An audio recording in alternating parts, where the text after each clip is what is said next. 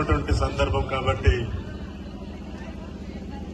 మన భారతదేశం అంటేనే ఒక సంస్కృతికి సాంప్రదాయాలకి నిలువైనటువంటి మన భారతదేశం. ఈరోజు బంధుత్వాలు ఉన్నాయి, సంస్కృతి ఉంది. తరతరాలుగా ఈ సంస్కృతి సోదర భావం ఈ రోజు వరకు ఉంది అనంటే అది మన భారతదేశం యొక్క హిందువుల యొక్క గొప్పతనం అని చెప్పేసి ఈ సందర్భంగా గుర్తు చేస్తా ఉన్నాను. మనం అనేక దేశాలు పర్యటిస్తా ఉన్నాం, అక్కడ బంధుత్వాలు ఉన్నాయి, సోదర భావం ఉండదు. అక్కడ కేవలం మానవుడు ఆ సంబంధాలే తప్ప బంధుత్వాలు ఎక్కడ కూడా మనకు కనబడవు. దానికి ప్రధానమైనటువంటి కారణం మన దేశంలో ఉన్నటువంటి తరతరాలుగా వస్తున్నటువంటి మన సంస్కృతి, మన సాంప్రదాయం.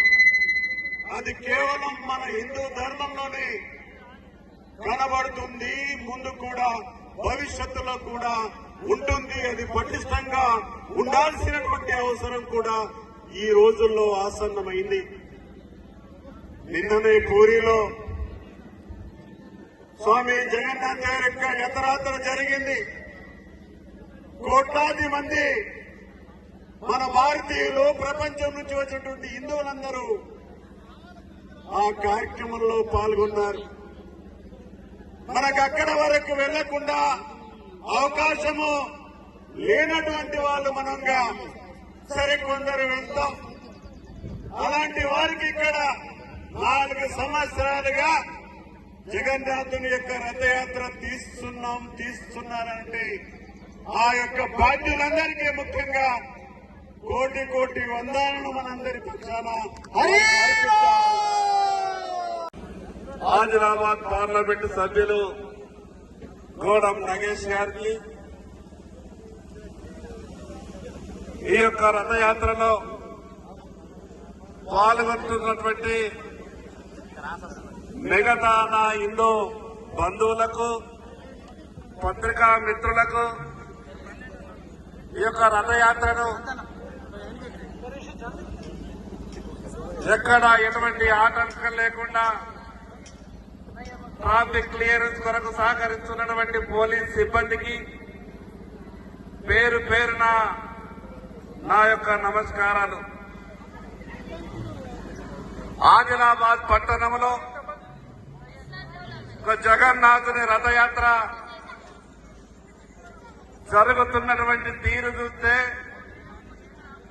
స్వయాన జగన్నాథుడే ఆదిలాబాద్ కు దిగి వచ్చిండా అని గొప్ప సంతోషాన్ని ఇస్తా ఉన్నది. ఈ సందర్భంగా నా హిందూ బంధువులందరికీ ఒక విజ్ఞప్తి చేస్తున్నా, ధర్మాన్ని మనం కాపాడితేనే ధర్మం మనల్ని కాపాడుతుందని గొప్పగా నమ్మే వాళ్ళం మనం. ప్రపంచంలో ఏ మతానికి ఇంత గొప్పగా సంస్కారం లేదు. ప్రపంచమంతా కూడా ఈ భారతదేశంలో జరుగుతున్నటువంటి పండగల మీద కావచ్చు, ఈ భారతదేశంలో ఉన్నటువంటి అనాదిగా వస్తున్నటువంటి ఆచారాల గురించి కావచ్చు, ఈ రోజు ప్రపంచ శాస్త్రవేత్తలే వారు అధ్యయనం చేస్తున్నటువంటి తీరు చూస్తే హిందూ మతం ఎంత గొప్పదో ఈ రోజు ప్రపంచమంతా కూడా చాటి చెప్తా ఉన్నది. మనమంతా కూడా చూస్తున్నాం, భారతదేశం ఇంత గొప్పగా జీవిస్తున్నదంటే వందల వేల సంవత్సరాల నుండి ఎన్ని దాడులు జరిగినా, ఎన్ని కుట్రలు జరిగినా ఈ దేశం ఇంత గొప్పగా ఉన్నది అంటే ఈ దేశంలో ఉన్నటువంటి గొప్పతనం హిందుత్వం అని ఇప్పటికే ప్రపంచ శాస్త్రవేత్తలు, విజ్ఞానవంతులు ఇప్పటికే తేల్చి చెప్పారు. మీ అందరికీ తెలుసు,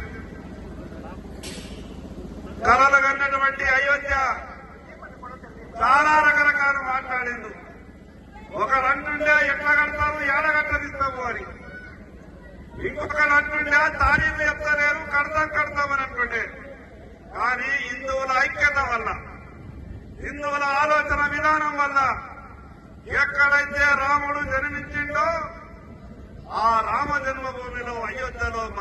దేశాన్ని కట్టుకున్నాం. ఈ రోజు ప్రపంచ దేశాల నుండి పూజలు చేయడానికి అయోధ్యకు వస్తా ఉన్నారు. ప్రపంచానికే రక్షణగా నిలబడుతున్నది ఈ రోజు భారతదేశం. ప్రపంచానికే రక్షణనిచ్చేటటువంటి పరిస్థితిలో ఉన్నది హిందూ దేశం. అక్కడక్కడ కొన్ని జరుగుతున్నటువంటి విషయాన్ని మనమంతా కూడా గమనించాలి. ఎవరికి ఇబ్బంది పెట్టేటటువంటి మనస్తత్వం మనది కాదు. ఎవరి చెడు కోరుకునేటటువంటి వాళ్ళం మనం కాము. చెట్టు కనిపించినా మొక్కుతాం, పుట్ట కనిపించినా మొక్కుతాం, పక్షి కనిపించినా మొక్కుతాం, పశువు కనిపించినా మొక్కుతాం. ప్రతి అంశంలో దేవుణ్ణి చూసుకుంటూ హరే కృష్ణ హరే